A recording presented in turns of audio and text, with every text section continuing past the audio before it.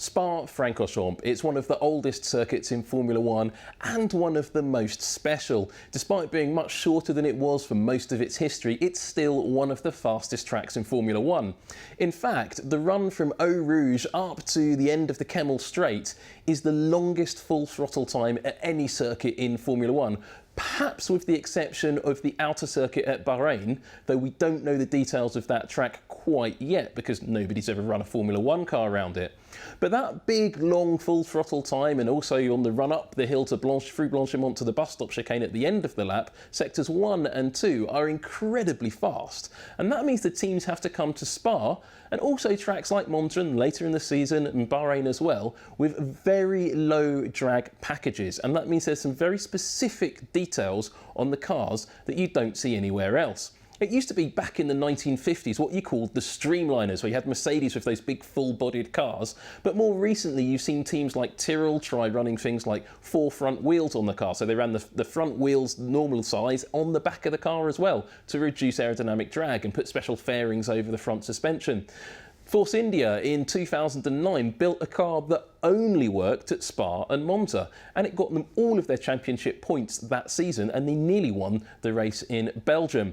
Well, sadly, there's nothing quite as extreme on display at the Belgian Grand Prix this weekend. However, there are still a huge amount of details to look at on the cars as the teams and the aerodynamicists try to, well, cheat the wind and get the drag down as low as possible to increase that top speed and make the car go really fast down those long high-speed sections. And you'll see a lot of these parts at Monza as well. The reason we're starting with Red Bull is pay attention to those little horns on the front, either side of that little duct on the nose. Sort of reminds me of the old Honda F1 cars. Well, Mercedes have been paying attention to it because they've been running their own version of these little horns, but here at Spa, they've come up with a double set of these horns on the front. Now, exactly the purpose is quite difficult to ascertain without a wind tunnel, but it's all to do with conditioning the flow around the front of the car, and it's actually to do with the flow under those sections, around the side pods and the barge boards. And of course, Mercedes have come to Spa with brand new barge boards. Take a look at this comparison here. So in this section, on the top section, the Belgian version, the brand new version rather, you've got these 4 Venetian blinds as they're nicknamed, this slightly less curved, sort of, we call them pod wings, those little side sticky uppy bits on the barge board, and then you've got these sections here, these sort of little L-shaped on their sides on the floor. Well, if you look at the version from the Spanish Grand Prix, you'll see there's an extra layer in those Venetian blinds, and that gives you a totally different approach to the airflow around. But also, if you look at the section further forward and inboard of those, you can see in the Spanish Grand Prix, Mercedes had a slightly, what you'd expect, looking at it, to be a lower drag solution, but looks and airflow are not necessarily the same thing.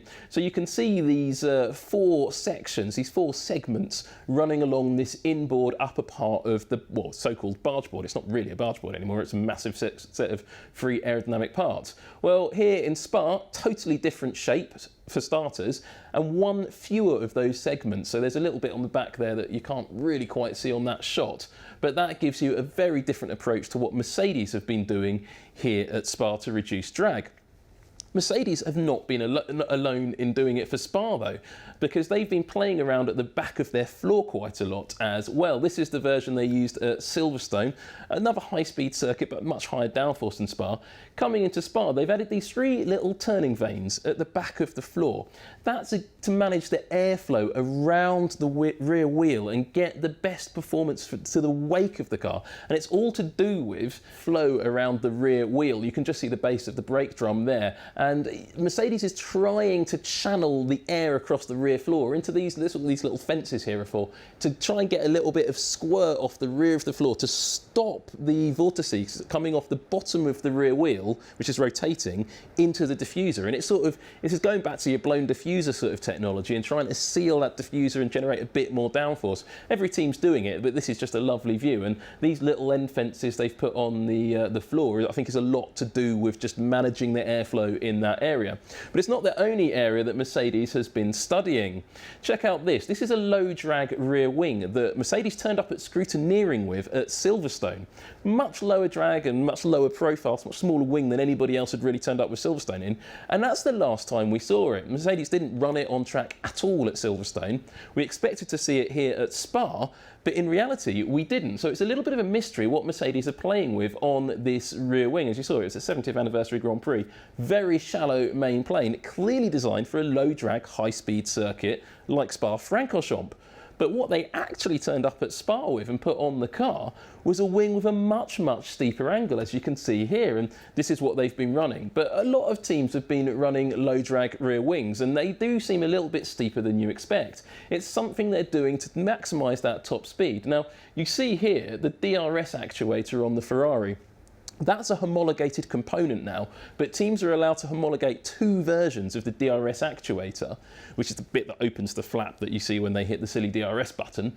And it just allows you to have a high downforce one and a low downforce one because the wings are just such different shapes. And Ferrari have come along with this version of their low drag. That's Alfa Tauri's version. Quite similar DRS actuator to Ferrari there in concept. The shapes are quite different to Alfa Romeo here. They've got 2 low drag versions of the rear wing. And well, Aston Martin Red Bull Racing have got a version that's quite similar in shape to versions we've seen elsewhere. But check this out. Haas have turned up at Belgium with quite a development for a team that says they're not doing much aerodynamic development. This is the wing they introduced at the Spanish Grand Prix just a couple of weeks ago. You can see those 2 dimples along the top. That was a bit of a step forward for the Italian-based, American-branded team. Coming to Belgium, they had this version, which is a nice wing. You can see this sort of scalloping in the centre section. Much thinner wing, clearly designed for low drag. So we thought that was about it. Haas's runs in free practice at Belgium were badly interrupted, so we didn't really see much of it on track, but Haas clearly had a trick up their sleeve. They had a completely separate rear wing for low drag circuits. Here it is. So this is the second new rear wing for Haas, and they ran it in free practice too when they did get some track time. And so it's going to be interesting to see which one Haas decides to run in qualifying and the race. And it is something that the team are going to have to juggle for Monza, and also looking forward to Bahrain. If they work, expect to see these wings or versions of them reappear.